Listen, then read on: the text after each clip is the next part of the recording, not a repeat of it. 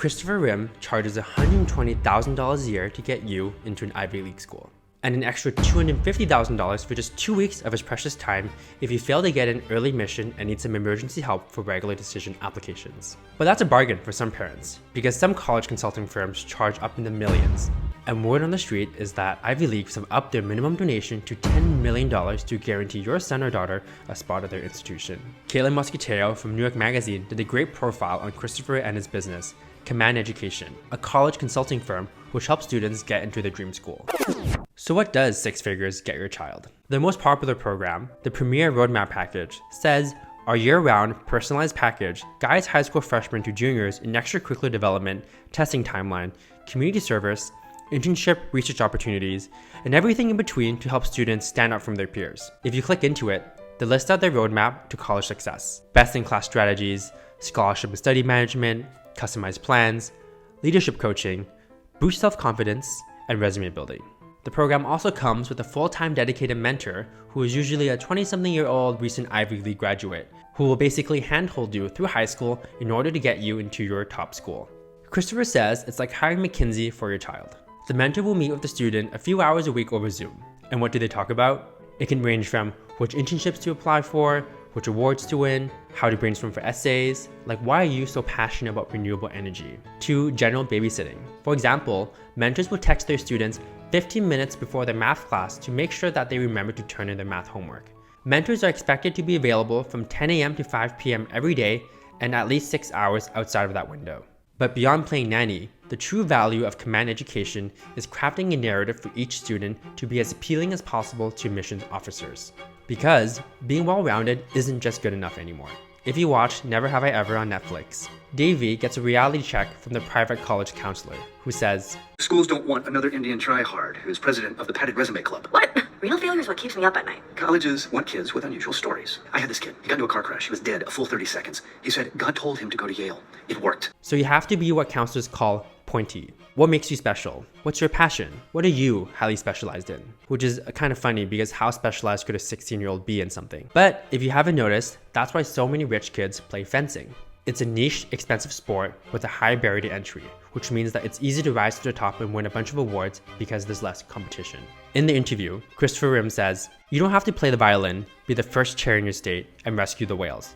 You can just pick one and be so good at it that you want to dare the admissions officers not to accept you and that they will regret it." One example in Caitlin's New York Mag article is one Command Education client who successfully got into her Ivy League school. She says her mentor helped her start a blog related to her desired major and edited her posts. "All my activities, the internship I did last summer, the blog, what I wrote about in my essays, it was all focused on that," she says. "It really was what I was interested in and what I probably would have pursued anyway, but I wouldn't have done so much focus on it if it wasn't Command saying to me, this is how you're going to get into college. Make sure you let them know what you want to do." She says the blog is mostly stagnant now. Shocker. But at this point, you're probably thinking, isn't all of this pretty ironic? If your child is really Harvard quality, why do they need a $120,000 a year professional handholder to guide them through high school?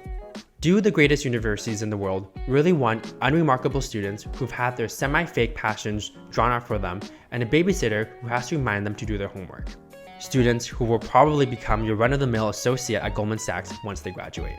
But most parents seem to turn a blind eye to this. Command Education has 190 clients who are mostly from the top 0.1% in New York. CEOs, celebrities, and prominent families all seem to be desperate to get their child into elite institutions and will do whatever it takes to mold their average child into Ivy League material. Most of Christopher's clients already attend a $60,000 a year private high school, like Horace Mann in New York City. In a recent survey, 1/3 of Horace Mann students said they use a private college consulting service. That number is probably actually much higher given the fact that most students probably don't want to disclose that they need extra help. And it's competitive in elite private school life. A Command client parent says, "I have amazing friends that I've been there with for however many years, but we're not talking about what consultant we're using, what summer programs the kids are going to do, anything.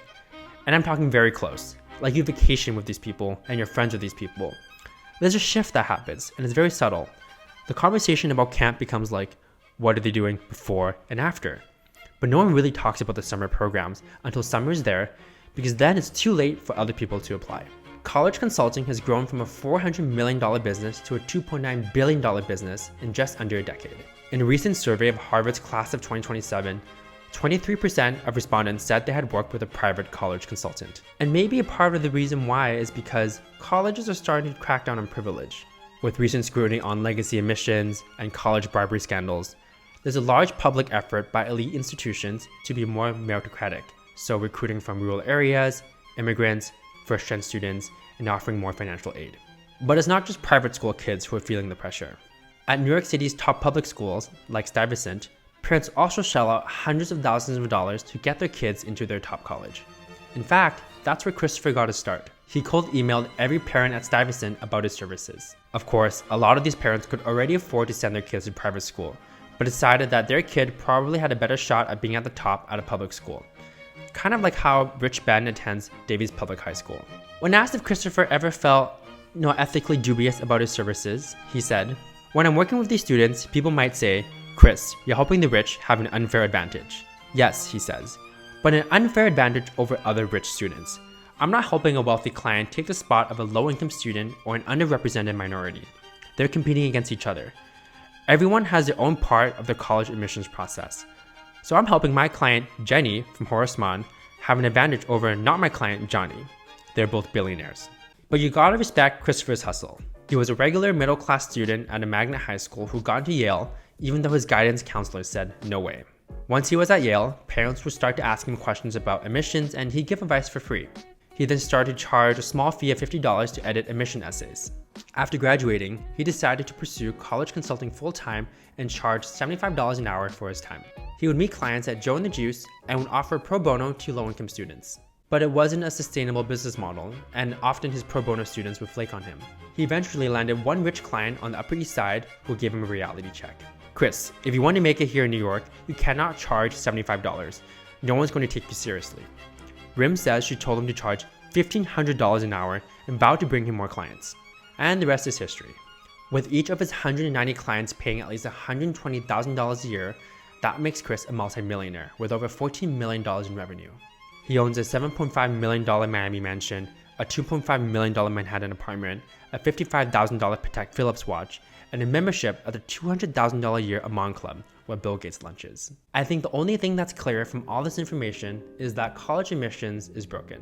A truly remarkable person is remarkable in spite of their circumstances, not because of it. If your kid needs a full-time nanny babysitting them to get into Harvard, are they really Harvard quality? Isn't it just a bit embarrassing? And regardless, rich students will be fine wherever they go to school, while lower to middle class students would benefit greatly from the opportunities a brand name school can give them. But for those stressed out about college, once you graduate, you realize that where you went to school matters less than you think. Despite what background you have, as Teddy Roosevelt said, do what you can with what you have where you are.